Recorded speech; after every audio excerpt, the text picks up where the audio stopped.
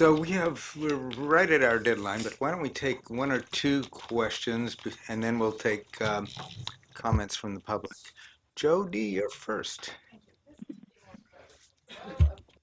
A bit of a research question, but since these drivers, the repeat drivers, aren't good at self-regulation, might they also just be more likely to text and do other things when they're in the car?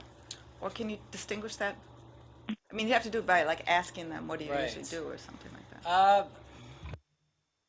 Microphone.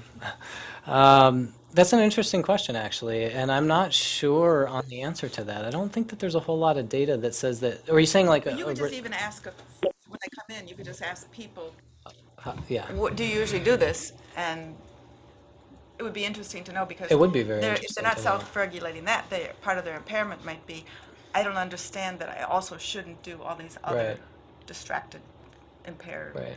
inducing things too. That But is that would very be easy to interesting. find I out for agree. It you. would be very easy. Yes. Thank you. David.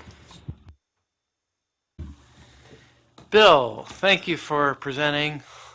Um, you mentioned this briefly, but anything from what you're doing in Washington State relevant to this committee around the impact of that tax increase, as well as around substitution into marijuana? Um, yeah, I mean, we haven't looked at driving behaviors there, and I assume somebody's going to look at that, but I haven't heard about that yet. Um, it's a complicated situation in Washington where we have this privatization of the liquor monopoly. A year later, a fairly dramatic reduction in the beer tax, and a few months later, this legalization of marijuana, and then stores opening a couple years after that. So we have a couple papers that are under review now, evaluating the privatization and legalization separately. And we're not seeing much of a change in alcohol consumption across the privatization. We think primarily because of this beer tax decrease, we saw a big shift from spirits towards beer, which is sort of counter to what's going on in the rest of the country. And similarly, we don't see much of a change in marijuana use across legalization. Some increase in frequency and a small increase in prevalence, but not actually very big there either. And we're also not seeing an increase in simultaneous use of alcohol and marijuana. There's about the same amount as there was before. Now that, keeping in mind that there was a lot already, and Washington probably already had the highest or among the highest rates of marijuana use and simultaneous use with alcohol before all this happened. So, I can't speak directly to the driving issue, but it doesn't seem like behaviors have changed as much as might have been expected there.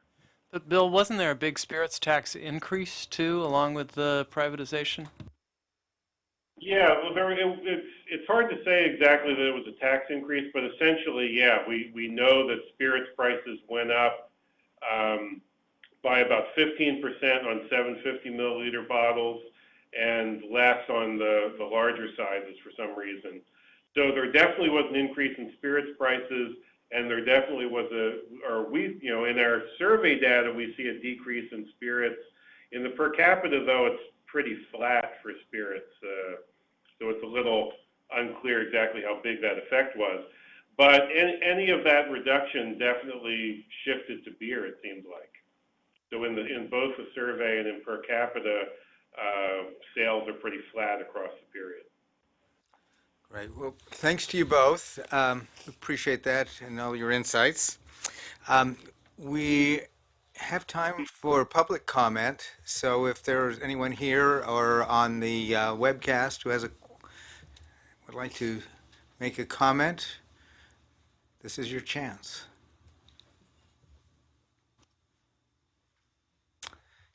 Hearing none and seeing fewer, I think that we can bring this session to a close. So thanks to all of our speakers. I think this has been a highly informative day.